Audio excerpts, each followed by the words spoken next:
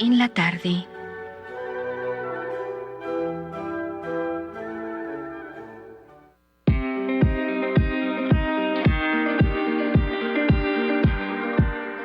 Da de lo que tienes, para que merezcas recibir lo que te falta. San Agustín.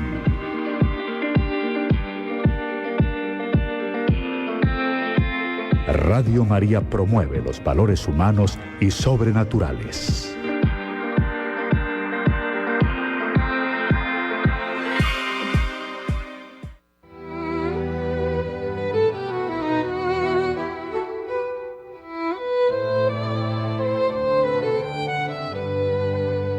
Santa Hildegarda, profeta de la vida, visiones sagradas en tu alma encendida, el río del Espíritu fluye en tu canto, sabiduría divina, fuego en lo alto.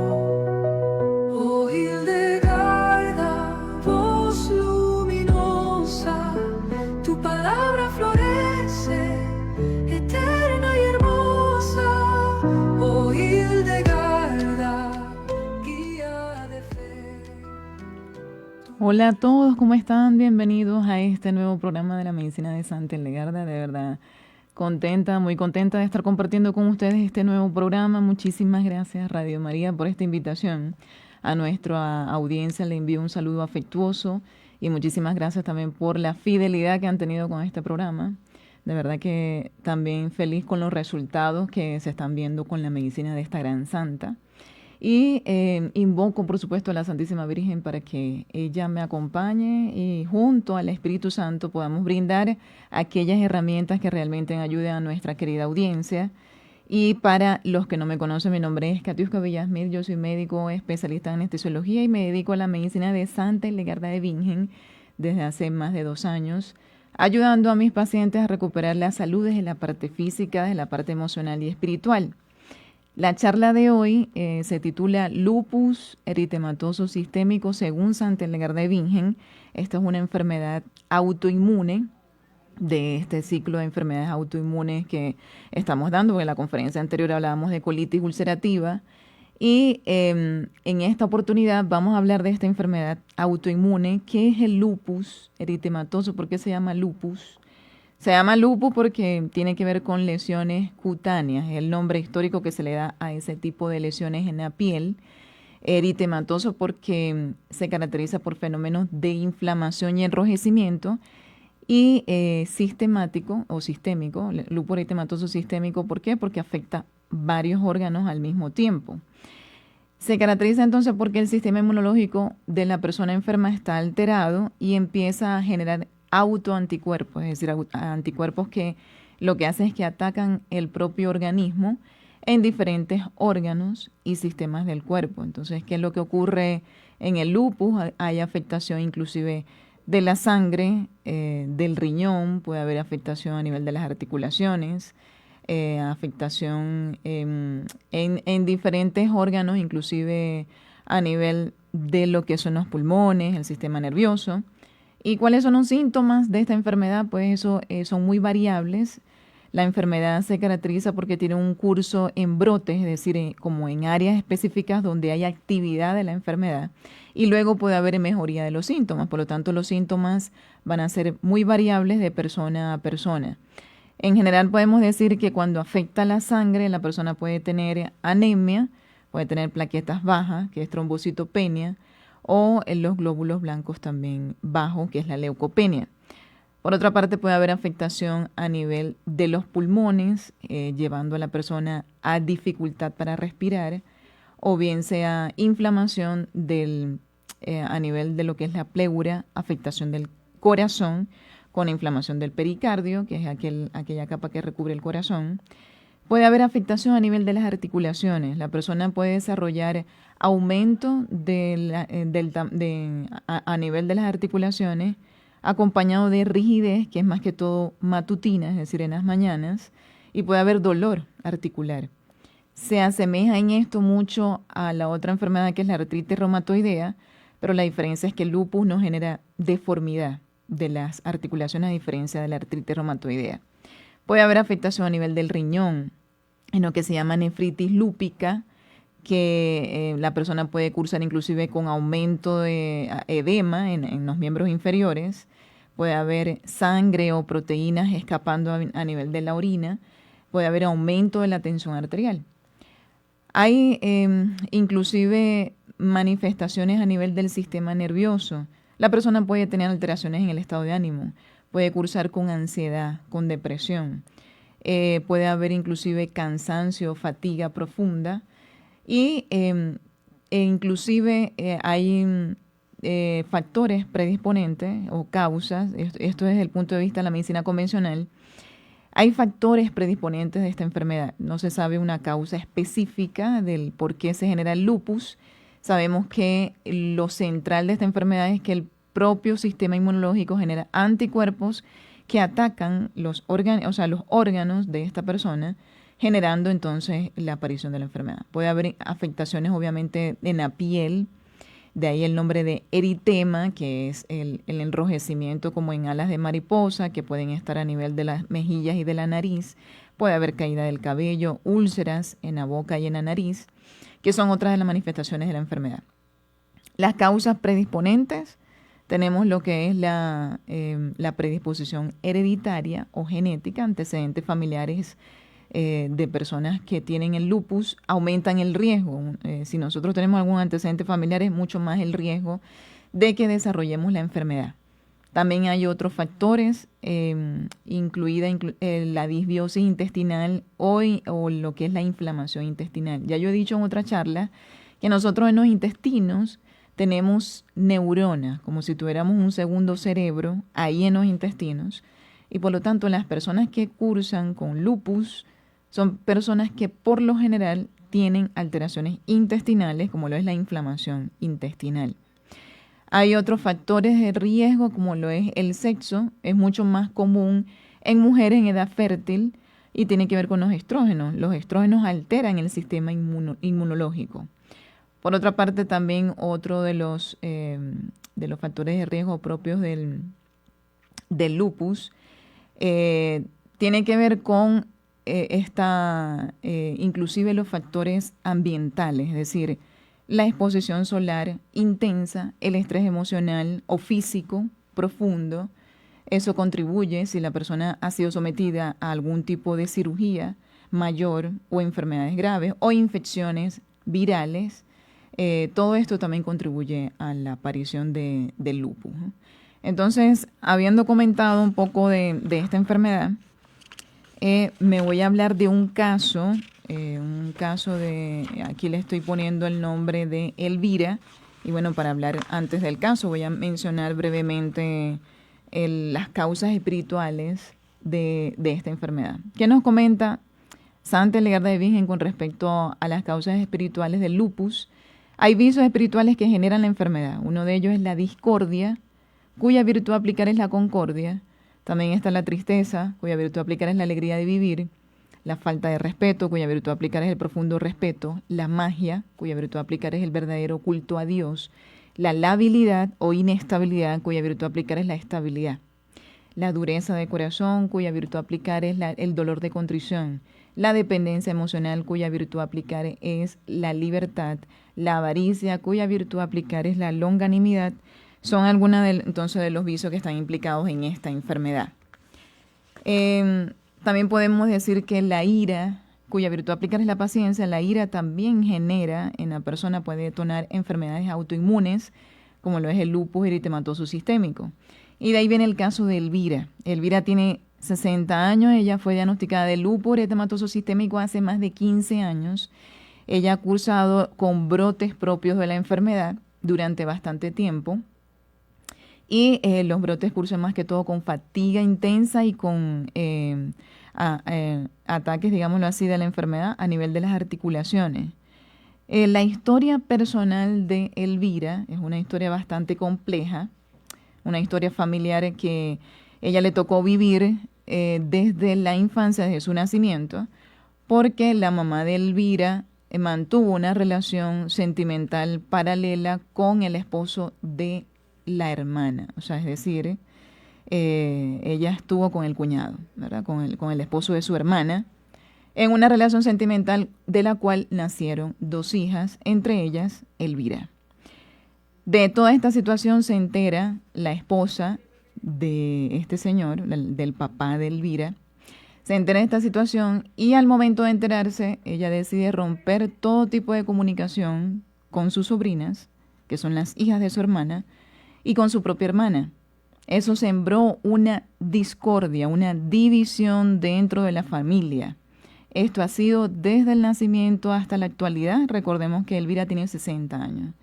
Entonces, Elvira nació en un ambiente emocional dividido, en donde no ha habido reconciliación, a pesar de que su tía, es decir, la hermana de su mamá, se enteró de esta infidelidad. Ella continuó en su matrimonio con sus hijos, pero decidió cortar cualquier tipo de vínculo emocional con su hermana y con sus sobrinas. Esto apoyado por gran parte de la familia. Esa división lleva a Elvira a no asistir a reuniones familiares porque se siente excluida y se percibe a sí misma como la hija del error, la hija de la infidelidad, del desorden, porque hay un gran desorden, hay una confusión de roles en donde el papá de Elvira es a la vez tío, ¿verdad? Entonces, en esa confusión de roles, en donde la mamá de Elvira, en lugar de ser, si bien es cierto, es una fuente de protección para sus hijas, también es una raíz de un conflicto enorme, de una gran división familiar. Y en esa confusión de errores, de los roles propios de la familia, creció Elvira. Entonces, Elvira ha vivido con una herida profunda de rechazo por parte de su familia, porque no solamente su tía le quitó el habla, sino gran parte de la familia, que se pusieron de parte de la tía, lo que le impide a ella acercarse a esas reuniones familiares. Ella ha vivido excluida, como escondida de todo conflicto para evitar el rechazo de su familia. Prefiere aislarse. De hecho, es una mujer que tiene 60 años, vive sola, nunca se quiso casar, no quiso tener hijos, obviamente por estas heridas profundas de este conflicto tan grande e intrafamiliar que la ha llevado a que su sistema inmunológico también esté confundido. Esa herida de confusión que tiene Elvira viene por esa propia identidad. Ella no se siente formar parte de su núcleo familiar, se siente completamente excluida y eso ha generado un impacto profundo en la propia identidad. Entonces el sistema inmunológico lo que hace es que lo normal que debe hacer es reconocer lo propio, distinguir lo ajeno, pero como Elvira siempre ha vivido en un modo de vida de evitación, donde ella se esconde, se aísla, le cuesta integrarse a los grupos, es como si ella estuviera enviando un mensaje interior diciendo, yo quiero es desaparecer. Entonces ese sistema inmunológico lo capta de esta manera, llevando a la autodesintegración. Por lo tanto, generan autoanticuerpos que atacan al propio organismo en ese intento de desaparecer. Eso es lo que ocurre en el caso de Elvira. Es una situación bastante compleja, pero sin embargo, de la mano de Dios, todo se puede sanar. Obviamente, le espera a Elvira un largo proceso de sanación y de dedicación, de disciplina.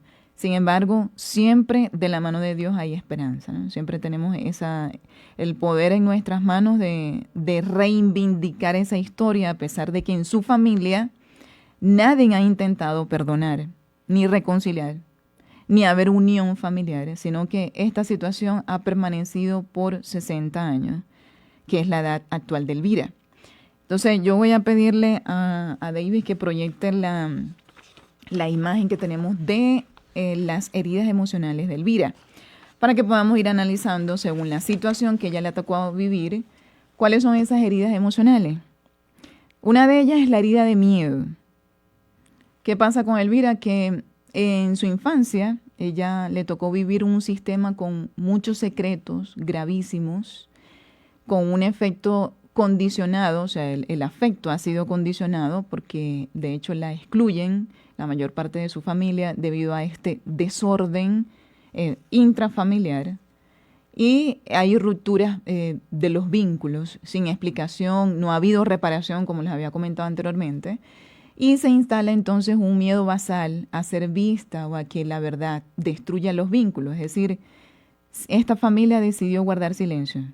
Nadie, o sea, la mayoría no se hablan unos a los otros debido a este conflicto y han decidido permanecer este conflicto sin resolución a lo largo del tiempo a través del mecanismo del silencio. Por lo tanto, Elvira tiene ese miedo a ser vista por ese miedo al rechazo y a ser considerada como la mujer del error. Esto la lleva a ella a autoaislarse, a vivir en soledad, a no hacer proyectos futuros de pareja, entre otras muchas consecuencias a raíz de esto. Entonces, ¿cómo se manifiesta la herida de miedo en el caso de Elvira? Ella evita encuentros familiares y sociales, vive en una hipervigilancia emocional, tiene ese temor siempre a ser reconocida, por lo tanto trata todo el tiempo de pasar desapercibida. Manifiesta una gran dificultad para tomar decisiones vitales con respecto al matrimonio, con respecto a la exposición pública, y siempre tiene ansiedad anticipatoria a las reuniones. Es decir, cuando hay una reunión en su familia, ella prefiere no ir. Sin embargo, ella quiere ir. Y esa incongruencia entre lo que hace y lo que desea, que es propio de la discordia, y eso lo voy a explicar también más adelante, la lleva a experimentar ansiedad. ¿Qué es lo que pasa en el caso de ella? Que tiene una vida organizada alrededor de no despertar conflictos, es decir, yo prefiero desaparecer para no despertar conflictos en mi familia y por lo tanto vive en un miedo existencial. No es un miedo puntual, sino un miedo a existir, ¿no? Entonces, también está la herida de vergüenza, obviamente por la situación de sus padres. Ella ha crecido a lo largo del tiempo con resentimientos, tanto a papá como a mamá. Y ese resentimiento es por los errores que cometieron ambos, pero a la vez ella sabe que le debe lealtad a su madre, por ser su madre, y esto la lleva también a un estado de profunda discordia interior. Ese resentimiento le acompaña también la tristeza y ese rechazo del cual percibe continuamente de parte de su familia. Entonces ella vive con esta vergüenza. Es una historia de origen vivida como incorrecta, ese resultado de ser la hija de un gran error, es un aprendizaje del silencio, una vergüenza heredada y no elaborada por ella, a pesar de que ella no tuvo la culpa de esa situación. Ella experimenta esa vergüenza, haber nacido en esa situación, obviamente experimentándolo como una gran injusticia del por qué tiene que vivir y le ha tocado vivir todos estos años en esa situación. ¿Cómo se manifiesta entonces esta herida de vergüenza? Ella oculta aspectos de su historia, tiene una sensación de no merecer felicidad, es decir, ella no se considera merecedora de amor o de ser digna de ocupar un lugar en su familia. Por lo tanto, experimenta una incomodidad frecuente ante el reconocimiento, una dificultad para mostrarse vulnerable ante los demás, es decir, ella ha puesto una barrera defensiva que le impide involucrarse sentimentalmente con los demás. También eso la lleva a una baja autovaloración pese a un buen funcionamiento externo. Ella por fuera es una mujer trabajadora, una mujer que ha logrado tener su propia casa y tener, muchos méritos en la parte profesional. Sin embargo, en la parte emocional y espiritual se ve envuelta en todo esto. Por lo tanto, tiene una identidad herida y una sensación de tener que justificar su propia existencia. También tenemos la herida de rechazo. Evidentemente, ella ha sido rechazada por su familia de manera frecuente y esto se ha repetido a lo largo de 60 años, desde el momento inclusive desde la concepción. Esto, cómo surge del exilio emocional no declarado, de la ruptura de estos vínculos familiares y de la pérdida de pertenecer. Es decir, ella no se siente perteneciente, o pertenecer a un núcleo familiar sólido o unido, sino más bien completamente dividido. ¿Cómo se manifiesta esa herida de rechazo? Anticipa el rechazo. Ella prefiere alejarse antes de percibir el rechazo de otras personas, no solamente de su propia familia, sino del entorno en general. Entonces ella manifiesta una dificultad grande para integrarse en los grupos, en las reuniones, siempre mantiene distancia emocional en todas las relaciones y presenta una gran desconfianza debido a que sus padres la hirieron, ella no pudo confiar en papá y mamá. Eso la lleva obviamente a desconfiar de los demás. Por lo tanto, ella vive en un estado de autoexclusión como una estrategia de protección, en ese autoaislamiento. También tiene una herida de desesperanza. Y esto viene de conflictos prolongados sin reparación. Recordemos que su familia ha vivido esta experiencia por 60 años. Y nadie ha hecho nada para reparar. Nadie ha hecho nada para reconciliar. Nadie ha hecho nada para perdonar. Entonces ella considera que su historia no tiene solución posible y esa justicia emocional no la ha experimentado ella en su familia, llevándola entonces a un aprendizaje de que nada cambia la historia. Esto la lleva a la desesperanza.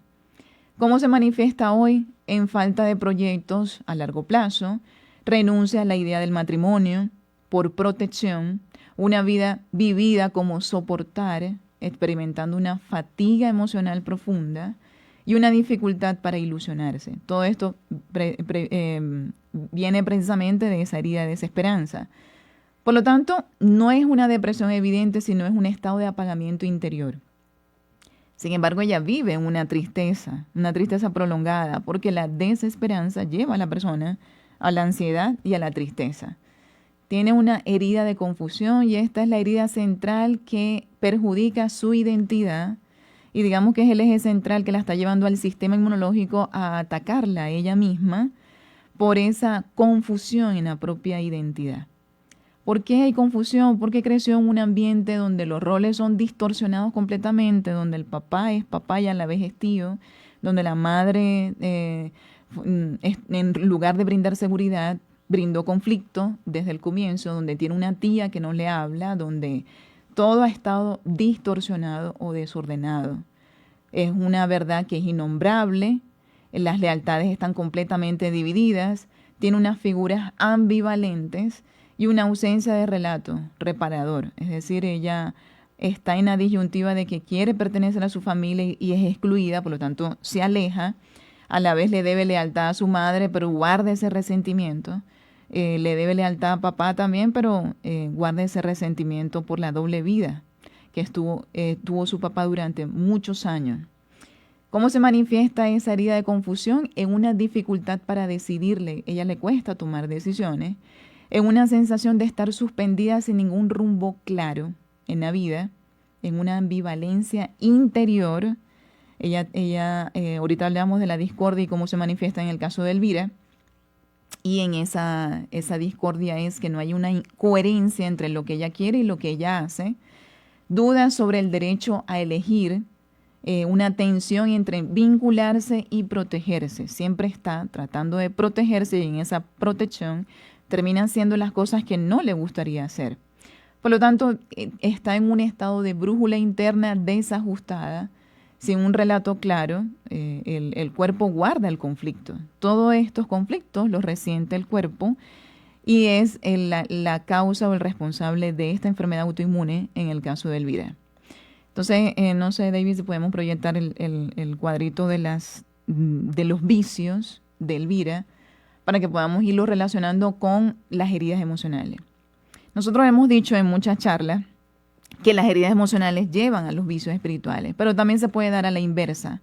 Un vicio espiritual conduce a una herida. Entonces eso se convierte muchas veces en un círculo vicioso, que es necesario entonces hacer el examen de conciencia para que nosotros empecemos a indagar qué es lo que ocurre.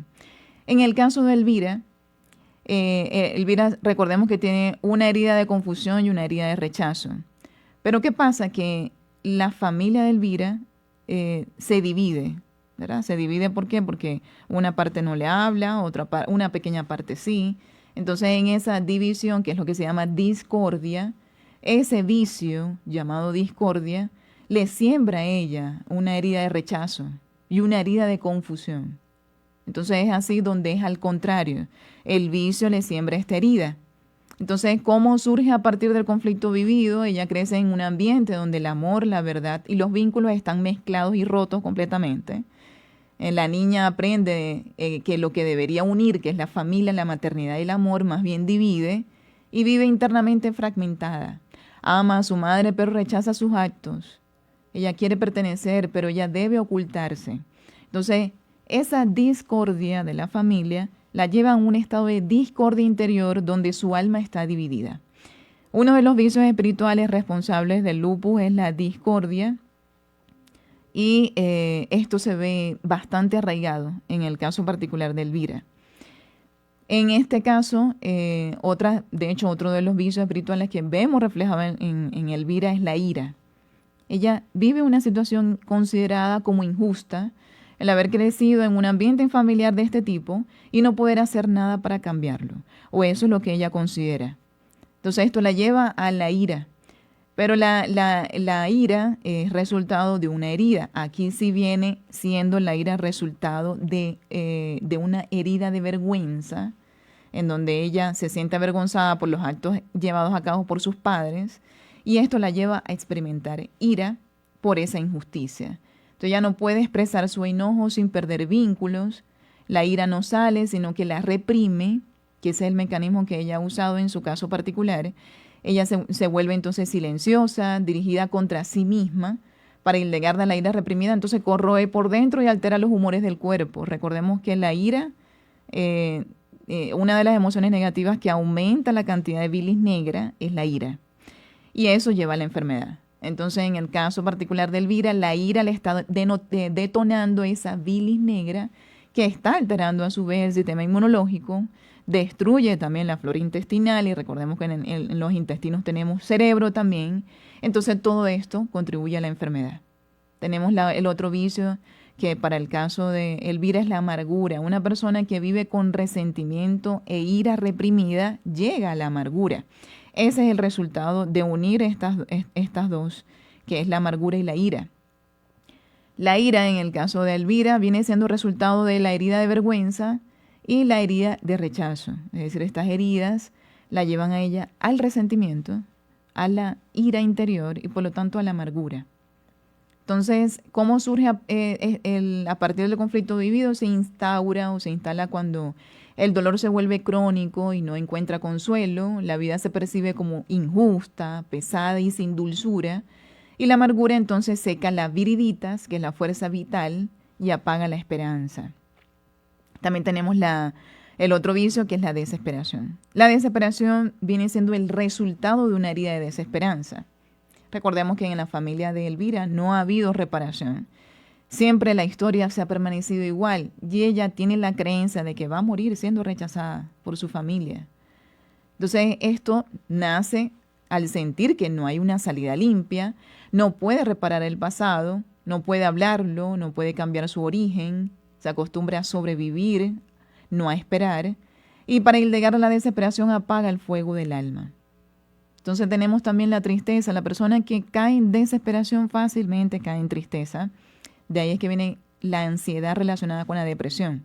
Y hay inclusive estos estados mixtos donde la persona cursa con episodios de ansiedad y después de depresión, precisamente por estas heridas de desesperanza. En el caso de Elvira, la herida de desesperanza la lleva a la tristeza. Y ella vive múltiples duelos, una familia dividida, vínculos prohibidos, celebraciones evitadas. La tristeza ya no es pasajera, se vuelve un estado de su alma. Y cuando se cronifica, esto empieza a debilitar el cuerpo y la voluntad. Recordemos que la tristeza, lo he dicho en otras charlas, deprime el sistema inmunológico, altera y genera todos estos desórdenes del propio sistema inmunológico, y en el caso de Elvira la está llevando al lupus eritematoso sistémico. Entonces yo voy a hacer el primer corte, invitando a nuestra querida audiencia que se puedan comunicar al aire al 601-746-0091, 319-765-0646 o al 018-180-169, extensión 1, para que puedan dejar algún comentario. Si tienen alguna inquietud sobre lo que estamos comentando ahorita, lo puedan hacer.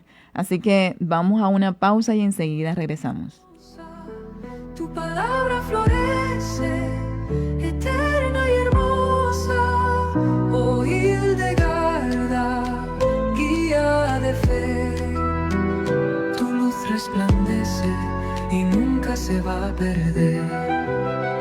En jardines místicos sembraste armonía, curaste con hierbas, sanaste celestes tocan el corazón. Con alas de ángeles elevas la oración. Lux vivens, lux eterna, Spiritus Sanctus, fortis et serena. Tu canto sagrado nos lleva al altar, donde el alma canta y puede volar.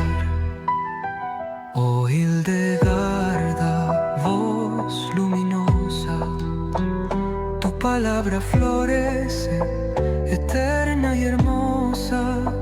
Oh Hildegarda, guía de fe, tu luz resplandece y nunca se va a perder.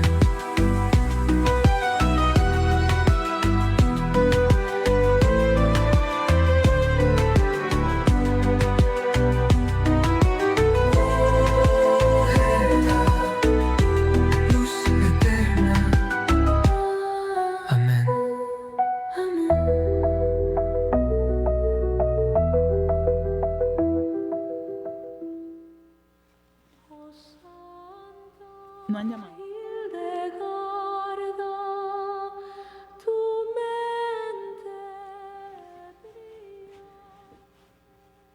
Hola a todos, bienvenidos al programa de la medicina de Santa Hildegarda. Estamos en el lupus eritematoso sistémico según Santa Hildegarda de Bingen.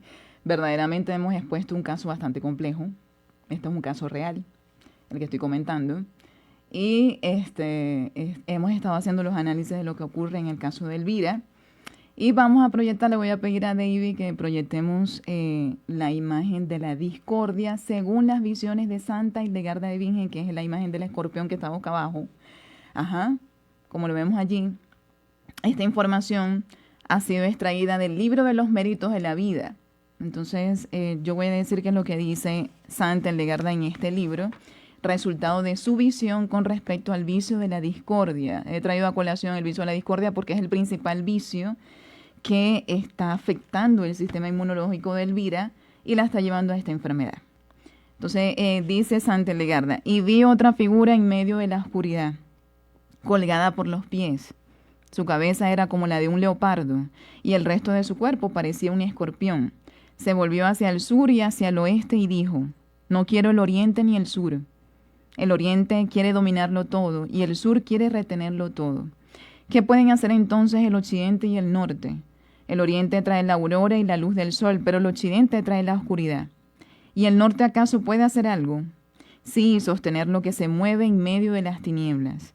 La oscuridad puede cubrir el sol, pero el sol no se acerca a la oscuridad para debilitarla. Así cada parte conserva su propia fuerza. ¿Y qué pueden hacer las aves del cielo, los animales y el ganado en la tierra, o los peces en el agua? Hacen lo que pueden, nada más. Yo habito entre todos ellos, y sé bien lo que son y hasta dónde pueden llegar. Yo los revuelvo todo, ricos y pobres, poderosos y sencillos, y los hago girar como una rueda. Pero si algo dura mucho tiempo, me canso de ello. Solo me quedo con lo que me agrada por un momento. Cada uno hace lo que puede. Yo hago lo mismo, igual que el oriente y que el sur. Estas son las palabras del vicio de la discordia. Y proyectando la imagen, que le voy a pedir aquí a David que proyecte nuevamente la imagen del escorpión, para que podamos analizar qué es lo que dice Santa Hildegarda. Santa Hildegarda, ella siempre en su libro de los méritos de la vida, habla del vicio, de la descripción y también da la explicación de la visión.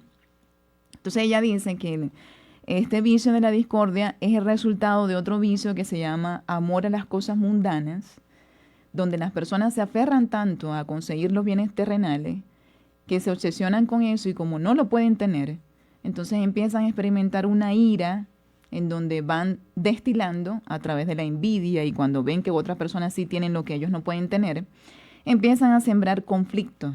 La discordia no solamente es el conflicto interpersonal, sino es algo mucho más allá, que es la división, lo que siembra división, es decir, lo que siembra una separación total de estas personas implicadas en el conflicto. Y dice Santa Hildegarda que son personas que buscan herir, humillar con sus palabras, con sus acciones, porque eso les hace sentir un poquito superiores con respecto a la miseria que están viviendo por dentro al no poder conseguir lo que ellos quieren conseguir. Entonces la ve ella simbólicamente este vicio representado por un escorpión que tiene cabeza como de leopardo y que está boca abajo. La razón por la que esté boca abajo, quiere decir Santa Hildegarda, que son personas que viven con todo al revés, es decir, su vida es un completo desorden y lo vimos claramente en el caso de Elvira, ¿no? Como su familia, sus padres desordenaron todo lo que debería estar en orden y armonía según lo creado por Dios. Entonces las personas que se dejan llevar por la discordia, lo que hacen es desordenar todo lo que Dios ha puesto en su debida armonía y en su orden. Son personas que viven solamente desde su propia soberbia y terquedad. Y lo único que piensan es en su propio beneficio, pero no piensan en la unidad y en fomentar ese reflejo de la Santísima Trinidad, que es lo que quiere Dios. Dios no quiere la desunión, la separación, Él lo que quiere es la unión. Y pone de hecho el ejemplo de la iglesia primitiva. Santa Hildegarda habla de cómo esta iglesia liderada por los apóstoles era un reflejo idóneo de la Santísima Trinidad, porque las personas no pensaban en su propio beneficio, ellos renunciaban a su voluntad, vivían en oración, compartían el pan, renunciaban al deseo de tener bienes materiales para vivir desde la libertad y plenitud interior, amando con toda la fuerza y manteniendo la unidad en la comunidad, desde el corazón y el alma. Son personas que no les importaban los bienes terrenales, sino solamente vivir esa libertad o plenitud interior, y era por la unión entre los demás, ayudando sin esperar nada a cambio. Santa Hildegarda también habla de que esta imagen se le ve que tiene una cabeza como de leopardo, y esto es símbolo o señal de que las personas que se dejan llevar por este vicio viven en una doble locura. Sus palabras y sus actos son erróneos, son en completo desorden, no buscan el orden que ha establecido Dios, y son personas que creyendo erróneamente que pueden tener el control de la vida, cuando el único que controla las situaciones es Dios, cuando Dios es el que quita y pone según su propia sabiduría, no viven como vivían las personas de la iglesia primitiva, que confiaban tanto en la providencia de Dios, que todo lo entregaban a Él y que no les importaba la riqueza. Preferían vivir en ese estado de pobreza, teniendo la certeza de que todo lo que obtenían venía de la misericordia y venía de la providencia divina. También tiene un cuerpo que vemos aquí como de escorpión, señal de lo que dice la santa. En este caso es que son personas que sus acciones están marcadas por un profundo veneno que solamente hiere y lleva a la destrucción y a la muerte espiritual, y no a la construcción en base a la armonía del amor de Dios. Santa Hildegarda habla de este vicio en particular, de la virtud contraria que permite sanar este vicio, que es la concordia. Y aquí voy a pedir a David que proyecte la otra imagen de la concordia. Y vemos entonces la concordia, y esto es lo que dice la santa en su libro de los méritos de la vida. Entonces escuché una voz que venía de una nube tormentosa, la voz de la concordia, que decía: tú, criatura horrible y despreciable, ¿qué estás diciendo? ¿Crees que puedes destruir el cielo y todo lo que existe en él? De ninguna manera. Ni siquiera eres capaz de crear una mosca. Solo sabes insultar y lanzar reproches. Aunque dijeras 1000 palabras para destruir una ciudad, no podrías hacerle daño. ¿Acaso puedes dominar al sol o a las estrellas? Pues no. Un simple grano de polvo iluminado por el sol te desprecia. Fuiste arrojada al infierno desde el momento en que comenzaste a rebelarte, y no puedes hacer más de lo que hacen las demás criaturas. En la creación eres una sierva, como un buey que obedece a su dueño. Todo lo masculino tiene fuerza como el sol, al que están sometidos el cielo y las estrellas, y así también el género femenino tiene su lugar, pero tú no sabes asumir ningún papel, no sabes dar vida ni orden. Eres inútil, porque te opones a la obra de Dios, y aquello que carece de todo bien no es nada. Aunque toda la creación despreciara a Dios como tú lo haces, su poder no disminuiría, porque Él tiene autoridad para juzgarte a ti, al infierno, a las tinieblas y a todo lo que habita en ellas. Entonces vemos cómo la virtud de la concordia le habla a la discordia. Evidentemente, Santa Elgarda dice que esto es un vicio sembrado por el demonio, que lleva a las personas a la división y no a la unión, que estamos entonces la persona que se deja llevar por esa división familiar, y aquí toda la familia de Elvira está sembrando la discordia, llevando a Elvira a vivir en un estado de discordia del alma, de discordia interior, y están dejándose llevar entonces por este vicio. Dice Santa Legarda que el propio Dios condenó a este demonio de la discordia al infierno. Entonces no forma parte en ningún momento de la voluntad de Dios. Obviamente la familia de Elvira está llamada ¿qué? A empezar a sembrar concordia y a perdonar, a reconciliar. Pero empezar Elvira por su propia historia, aceptar su historia personal como una historia que pasó y que ella tiene que perdonar, y empezar ese proceso de reconciliación con ella misma, porque ese proceso de sanación lo puede hacer ella misma sin depender de lo que hagan o dejen de hacer su familia. Entonces, nosotros estamos llamados, como lo dice la Santa, a sembrar concordia por muy dolorosa que sea la situación. Por muy dolorosa, el llamado del santo es precisamente aferrarse a las virtudes cristianas y hacer el verdadero reflejo del amor y de la armonía que solamente viene de Dios. Entonces, yo ya habiendo comentado esto, creo que voy a dar el segundo corte, la segunda pausa, para que hablemos, cuando lleguemos a la pausa, de las herramientas espirituales que le van a ayudar a Elvira a empezar a salir de esta situación de conflicto. Y que las personas están invitadas a que puedan dejar algún comentario, alguna inquietud, y que se puedan comunicar a la línea al aire al 601-746-0091, al 319-765-0646 y al 018-180-169, extensión 1. Cualquier pregunta entonces que tengan con respecto a la charla la pueden dejar. Y bueno, entonces hacemos una breve pausa y regresamos. Santa Hildegarda, profeta de la vida, visiones sagradas en tu alma encendida, el río del Espíritu fluye en tu canto, sabiduría divina, fuego en lo alto. Oh Hildegarda, voz luminosa, tu palabra florece, eterna y hermosa. Oh Hildegarda, guía de fe, tu luz resplandece y nunca se va a perder. En jardines místicos sembraste armonía, curaste con hierbas, sanaste con poesía. Tus himnos celestes tocan el corazón, con alas de ángeles elevas la oración. Lux vivens, lux eterna, Spiritus Sanctus fortis et serena. Tu canto sagrado nos lleva al altar, donde el alma canta y puede volar.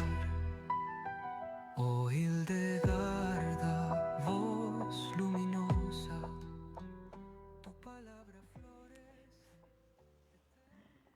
Hola a todos, bienvenidos al programa de la medicina de Santa Hildegarda, donde estamos hablando del lupus eritematoso sistémico, y hemos proyectado anteriormente lo que es la visión de Santa Hildegarda con respecto a la discordia, y cómo la virtud contraria, que es la concordia, que es la virtud del alma de nuestro Creador, nos invita entonces a siempre sembrar concordia, por muy difícil que sea la situación, y cómo estos vicios espirituales impactan nuestra salud y nos llevan a la enfermedad. Y hemos puesto el caso complejo de Elvira, y cómo ella ha estado en esta situación, y esta situación la ha llevado a una enfermedad autoinmune, precisamente el lupus eritematoso.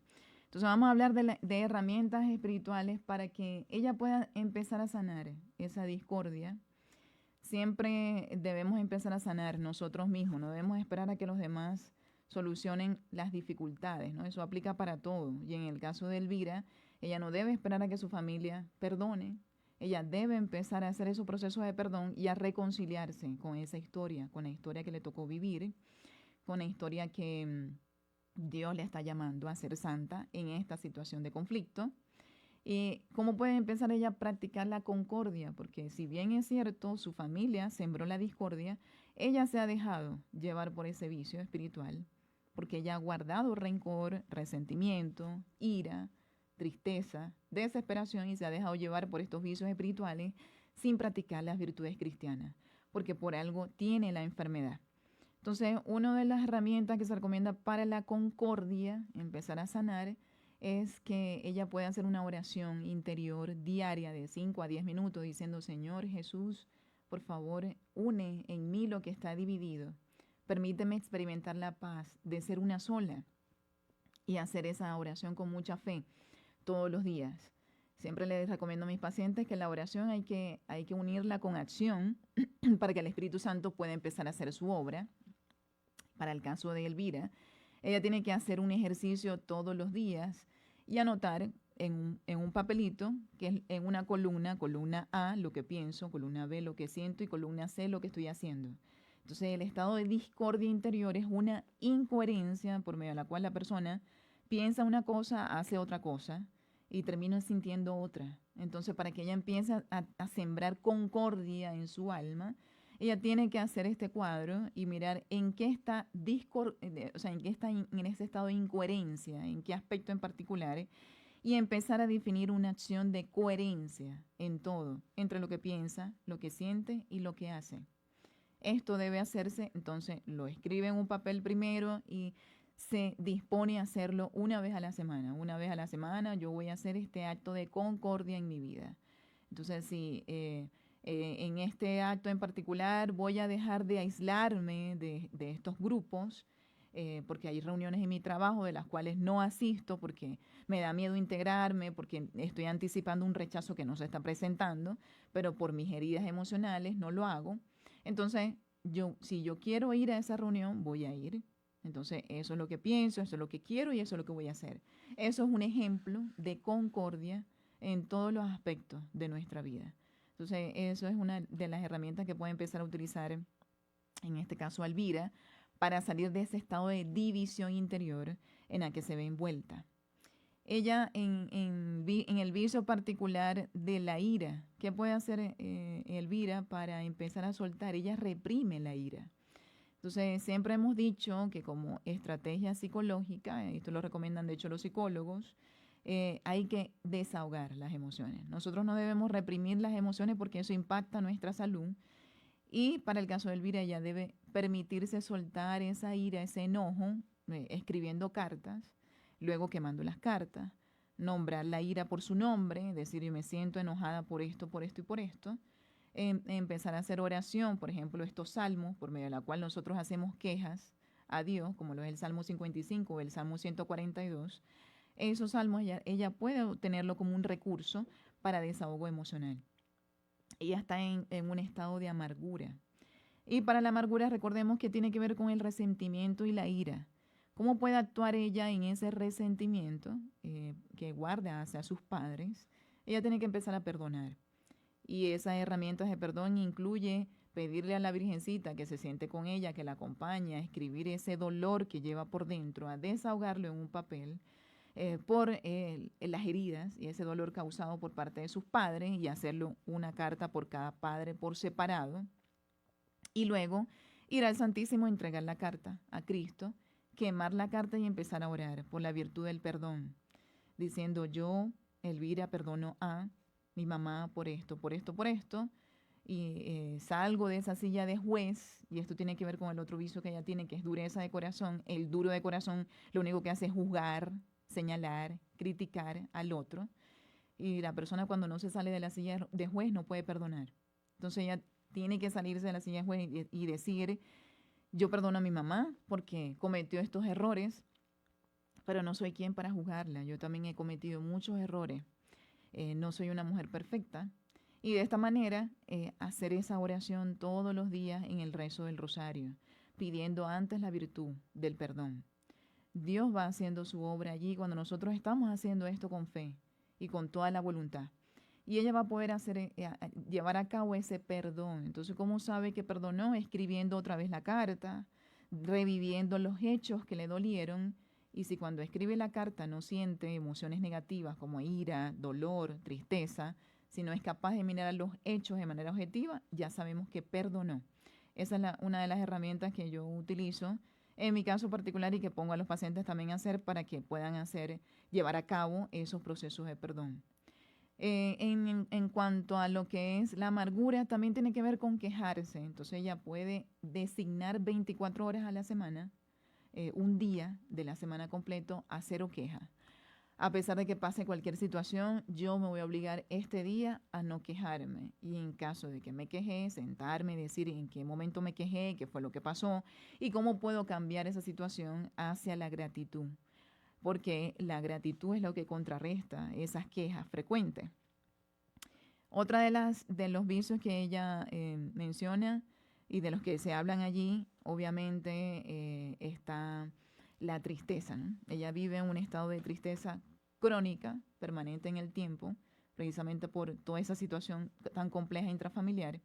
Y en la tristeza ella tiene que hacer caminatas de 30 minutos, contemplando la naturaleza, poniéndose en contacto directo con Dios y allí también empezar a dejar de pensar en esa situación de conflicto, a salirse de sí misma, empezar a hacer obras de caridad, ayudar a los demás, escuchar los conflictos de otras personas. ¿Para qué? Para que ella pueda empezar a salirse de sí en ese estado de tristeza y poderse conectar con alegría, que solamente viene de Dios. Está la desesperación. Para el vicio de la desesperación que también está cayendo ella, tiene que hacer un examen de conciencia. Ese examen de conciencia lo he proyectado otras veces en las charlas, en donde ella tiene que escribir cuáles son las situaciones por medio de las cuales ella cae en desesperanza. Pensamientos como mi historia de vida y familiar nunca se va a solucionar. Yo voy a morir así, sola y despreciada por gran parte de mi familia. Este tipo de pensamiento es un pensamiento de la desesperanza, que lleva a la desesperación. Por lo tanto, ella tiene que escribir en su examen de conciencia el acto de amor. El acto de amor es, yo voy a cambiar por amor a ti, Señor, este pensamiento de desesperanza hacia la esperanza. Sí voy a salir de esta situación, sí voy a sanar lo que tengo que sanar, porque tú estás conmigo. Entonces, esa es otra de las herramientas que puede emplear el examen de conciencia diario. Por eso es que este camino de sanación implica mucho de nuestra voluntad para sanar ese vicio de la desesperación. También está ya hablamos previamente de la dureza de corazón. La dureza de corazón en el caso de Elvira es dejar de juzgar. Ella puede proponerse también 24 horas a la semana para no señalar absolutamente a nadie y que eso se vaya convirtiendo en un hábito de comportamiento, empezando por sus padres, ¿no? De esa manera nosotros podemos salir del vicio de la dureza de corazón, que eso también altera el sistema inmunológico y puede conllevar a la persona a estas enfermedades. Entonces, habiendo mencionado estas herramientas espirituales, porque son muchas otras de las que pudiésemos hablar, digamos que he nombrado aquí las más importantes, voy a señalar los remedios naturales que se recomiendan para estas enfermedades autoinmunes, como lo es el lupus. Esta información ha sido extraída del libro de Vademecum de Remedios del doctor Estrilo, del Vademecum de Remedios de Santa Elgarda de Bingen. Y una de ellas, obviamente, es una dieta a base de espelta. Base de espelta, frutas, legumbres. La espelta tiene muchos beneficios también en el sistema inmunológico, entre ellos el desayuno, por ejemplo, con el avermus de espelta, que se puede hacer con la sémola de espelta, es decir, los granos de espelta hechos polvo, y hacer la preparación del avermus de espelta que se hace con semillas de sargatona, con el tomillo, serpol, con el hisopo, la galanga, el pelitre. Se le agregan almendras, inclusive pasas y miel. Otra de los remedios que se recomienda es la bebida de lentejas de agua. La bebida de lentejas de agua no solamente se usa para los casos de cáncer, sino también para las enfermedades autoinmunes. Y la bebida de lentejas de agua se recomienda en estos casos de enfermedades autoinmunes 20 ml todas las mañanas antes de desayunar y 20 ml antes de acostarse. hasta completar un total de 8 frascos del tratamiento. También está la cura de oro. La cura de oro es conseguir el polvo de oro puro de la pepita original propia del oro, 1.5 gramos de ese polvito, junto con 2 cucharadas soperas de harina de espelta y 2 cucharadas soperas de agua. Eso se hace una masa, se parte a la mitad y la primera mitad de esa masa se consume un día, 30 minutos antes del desayuno. Al otro día se toma la otra mitad de la masa y se elabora una galleta y se introduce en horno a temperatura a 180 grados por 5 minutos. Y se consume esa galleta también 30 minutos antes del desayuno de ese día. Entonces, obviamente, todo esto hay que acompañarlo de aquellos alimentos que hay que evitar, que son los venenos de la cocina. La dieta debe ser una dieta integral, eliminando todo lo que pueda alterar también nuestro sistema intestinal. Recordemos que las personas con enfermedades autoinmunes tienen alteraciones intestinales, entonces hay que evitar estos venenos de la cocina, fresas, ciruelas, melocotones, puerros, alimentos crudos. Hay que evitar las bebidas a base de cola, bebidas negras, todo lo que son el exceso de grasas saturadas, hacer la alimentación a base de espelta 3 veces al día. Y hay que inclusive ayudar un poco a la parte de la ansiedad con alimentos como por ejemplo las almendras, que ayudan mucho en la parte del sistema nervioso. Y por supuesto las personas que tengan este tipo de enfermedad tienen que controlar mucho el conflicto y el estrés emocional que estén viviendo. Si están teniendo alteraciones del sueño, hay que hacer hábitos del sueño, otras medidas en cuanto al sueño en particular y para promover ese sueño reparador. Y no solamente la alimentación y este tipo de remedios naturales, también obviamente la desparasitación, y que es el plan de tratamiento que yo le coloco a los pacientes junto al manejo emocional y espiritual con estas herramientas que he comentado previamente, ¿no? Entonces, para el caso de Elvira y de cualquier otra persona que estén pasando por unas situaciones de conflicto así parecidos, complejos, aferrados de la mano de Dios, siempre vamos a poder resolver. O sea, Dios siempre nos va a dar esa luz y esa es la primera esperanza que nosotros tenemos que tener, la seguridad, la certeza de que Dios nos va a sanar. El caso y digamos que Dios, que se basa, es el único que puede transformar el mal en bien, Él se vale de estas situaciones para poder llevar a la persona a la santidad cuando la persona hace estas herramientas de sanación consigo mismo. Cuando uno sana, el entorno empieza a sanar. Entonces, si Elvira empieza a sanar, su familia va a poder sentir el amor de Dios, en el caso de Elvira, eso se transmite hacia los demás y puede haber una reconciliación familiar. Entonces ese es el llamado para estos casos en particular, empezar con nosotros mismos y tener la fe y la confianza de que Dios va haciendo su obra partiendo de uno mismo hacia los demás. Y bueno, ya habiendo culminado con esta charla, yo les doy las gracias a nuestra querida audiencia. Espero que estas herramientas les hayan servido, hayan tocado sus corazones para que si está en una situación de división, empiecen a acudir a la concordia, sabiendo que la discordia es una incitación del demonio que nos quiere hacer perder el camino que nosotros tenemos, que es el de unión, el de ser Santísima Trinidad. Ese es el llamado que Dios nos está haciendo a través de la concordia y de la unión, y que seamos ejemplo de esa iglesia primitiva, que vivían en completa comunión tanto del cuerpo, del alma, en unión fraternal, a nivel espiritual, a nivel del corazón. Ese es el llamado que tenemos todos nosotros. Y bueno, de verdad, muchísimas gracias a nuestra querida audiencia. Ya les espero entonces en una siguiente charla. Espero que pasen un excelente fin de semana y que Dios les bendiga.